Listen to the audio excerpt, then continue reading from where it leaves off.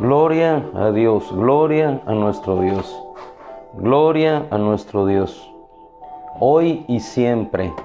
Mi hermano amado, iniciamos esta mañana hermosa, preciosa, con la lectura del profeta Isaías, capítulo 33, versículo 2. Oh Señor, decía el profeta, oh Señor, ten piedad de nosotros. Ten piedad de nosotros, en ti hemos esperado. Sé nuestra fortaleza cada mañana, también nuestra salvación en tiempo de angustia. En ti hemos esperado, Señor. Sé nuestra fortaleza cada mañana, sé nuestra salvación en tiempo de angustia. ¿Por qué? Versículo 6 de este mismo capítulo. Él será la seguridad de tus tiempos. Y en este tiempo nosotros transitamos por un camino. ¿Cuál camino? El verdadero, el único, el que conduce hacia la eternidad, porque depositados en Cristo Jesús, solamente en Él tenemos salvación, vida eterna y un camino seguro. Él será la seguridad de tus tiempos, abundancia de salvación, sabiduría y conocimiento. El temor del Señor es nuestro tesoro. Nos trasladamos ahora con todo gusto al Salmo 23, versículo 1. ¿Cuál la seguridad de nuestro tiempo? ¿Cuál la seguridad de nuestro camino? El hecho de saber quién es Él. ¿Y quién es nuestro Señor?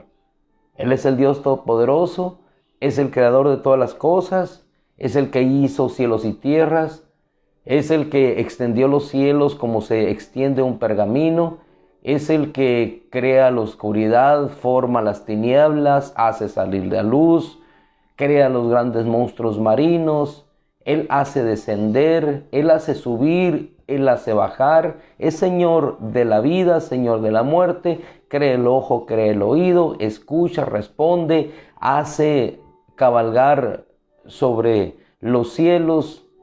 Pero ante todas las cosas, ¿quién es nuestro Dios para nosotros? David, en un momento de su vida, expresa en esta pequeña porción de la Escritura, pero grande por la intensidad y expresión de su corazón, el Señor es ¿quién? El Señor es mi pastor. Nada más con ese verso, nada más con ese versículo. ¿Quién es el Señor? Es mi pastor. Y si Él es mi pastor, dice la misma Escritura, nada me faltará. ¿Cuándo pudo expresar esto David? Cuando pudo conocer la realidad de ese Dios. No solamente el Dios que ayuda a derrotar ejércitos, no solamente el Dios que sana nuestras enfermedades, el que bendice nuestros cuerpos con abundancia de bienes, no solamente el que perdona nuestras iniquidades, sino que Dios es mi pastor. ¿Y qué es un pastor? En primer lugar, el que da la vida por sus ovejas. Ese es un pastor, no un asalariado, no un Dios que pide para Él, un Dios que da su vida por las ovejas. ¿Quién es un pastor? El que está al lado de las ovejas, que conoce la condición de sus rebaños. ¿Quién es un pastor? El que vio nacer a las ovejitas dentro de su rebaño. ¿Quién es un pastor? ¿Quién es un pastor? El que sabe que el corderito lo carga entre sus brazos, lo carga sobre sus hombros. ¿Quién es un pastor? Aquel que guía, conduce, que protege, que guarda, que da su vida. Él es mi pastor, dijo David. El Señor es mi pastor y puedo transitar por un camino seguro, sabiendo que nada me faltará. ¿Qué te hace falta? ¿Qué nos hace falta? Muchas veces tenemos tanta abundancia que en ocasiones nos fijamos solamente en lo insignificante de lo que nos falta y no en la abundancia que nos rodea. No tengo la casa que quiero, pero tengo casa. Mi carro no es lo suficientemente nuevo o actualizado, pero tenemos carro. Es que no soy lo apuesto, lo gallardo o lo linda que yo quisiera ser, pero tienes un cuerpo que está libre de enfermedad. O me gustaría, pero la abundancia de Dios siempre nos sigue, nos llena y nos conduce. ¿Por qué? Porque Él es nuestro pastor. Y yo todavía, extasiado por lo que el día de anoche nos compartían en nuestra congregación, uno de los amados hermanos, viendo que esa bondad de Dios no depende de quién soy yo. No depende de que yo sea bueno para que Él sea bueno. No depende de que yo le dé para que Él me dé. No depende de que yo guarde o no sus mandamientos. Que es bueno guardar sus mandamientos, es provechoso para nosotros. Si eres bueno, para ti lo eres. Así dice la Escritura. Si eres sabio, pues para nosotros lo somos. Si somos buenos, para nosotros lo somos, pero no para Él. ¿De qué depende nuestra seguridad en el camino? Depende de que Él es nuestro pastor y que no depende de lo que nosotros hagamos. Depende de lo que Él es, de su bondad. Y yo quisiera que viéramos un contraste en esta mañana para que siguiéramos caminando en esa seguridad que nos envuelve, en ese caminar en Él, sabiendo que durante el camino nada nos hará falta. Para lo cual te pido que vayamos al Salmo 78. Y cuando el Señor envió a sus discípulos, les dijo: cuando los envié por el camino, ¿algo les faltó? Cuando los envié por el camino, ¿algo les faltó? Nada, Señor, nada nos hizo falta. Igual a ti y a mí, nada nos hará falta. ¿Por qué? Porque el Señor es nuestro pastor. En el Salmo 78 vamos a encontrar un contraste entre la infidelidad, la desobediencia de un pueblo y la fidelidad de Dios. No depende de lo que nosotros seamos, no depende de lo que nosotros hagamos, depende de que Él es fiel, que Él es la roca, es el pastor de Israel, nos conducirá, nos guiará más allá de la muerte, fijará sus ojos en nosotros, nos enseñará, nos mostrará el camino por el cual habremos de ir. Y yo me pregunto, si Él nos guía, nos sigue sustentando a pesar de nuestras infidelidades, a pesar de que nos apartamos, ¿cuánto más cuando estamos cerca de Él? Salmo 78. Decía el salmista Asaf: no lo ocultaremos a nuestros hijos, sino que contaremos a la generación venidera las alabanzas del Señor, su poder y las maravillas que hizo.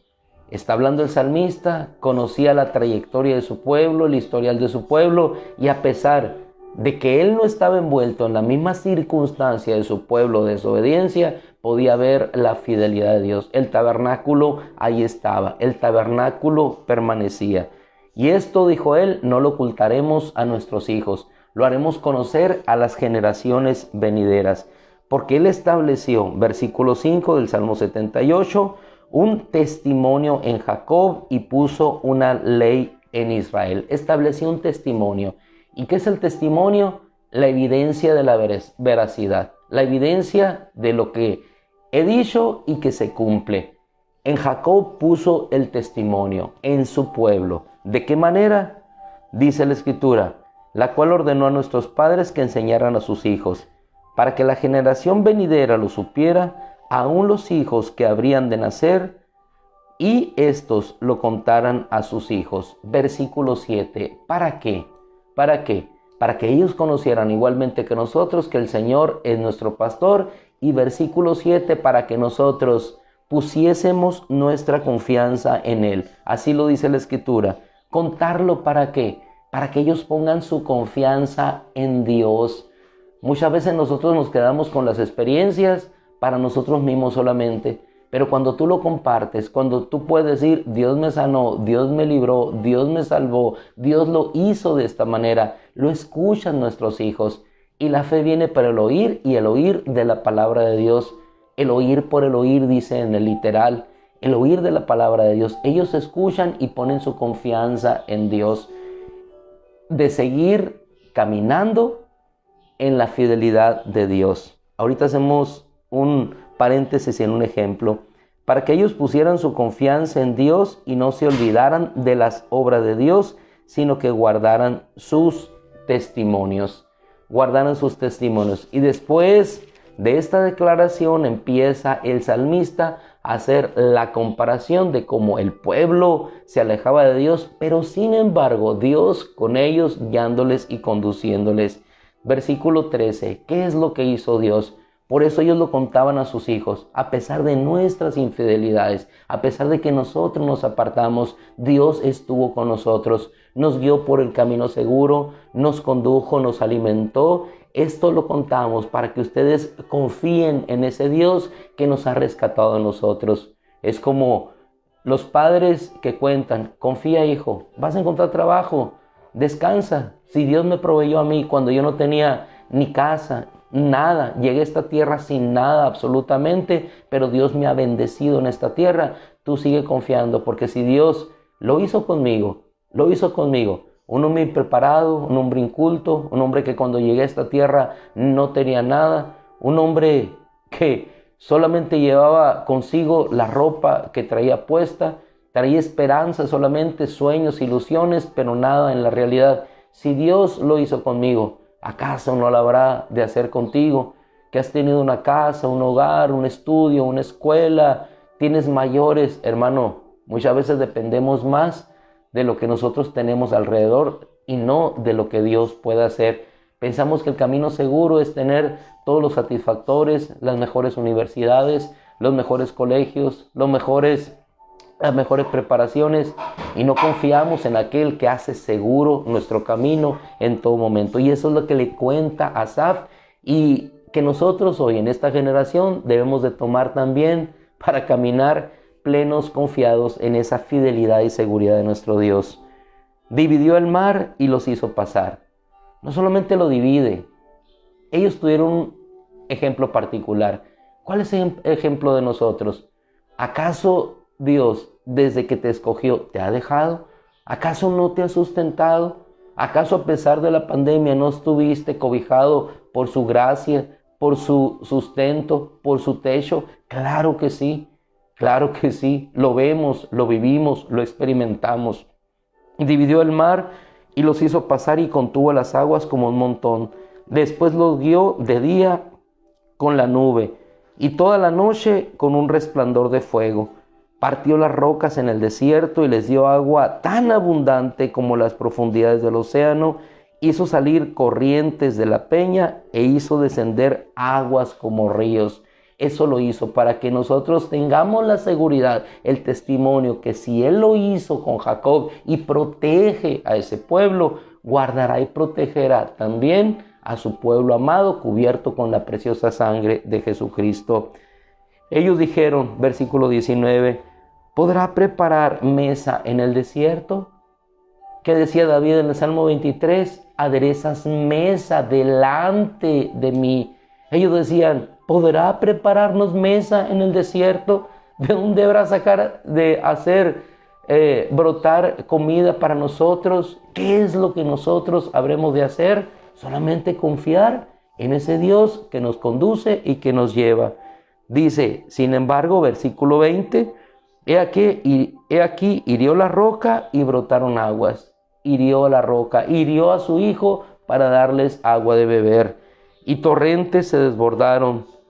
¿Podrá también dar pan? Hace la pregunta.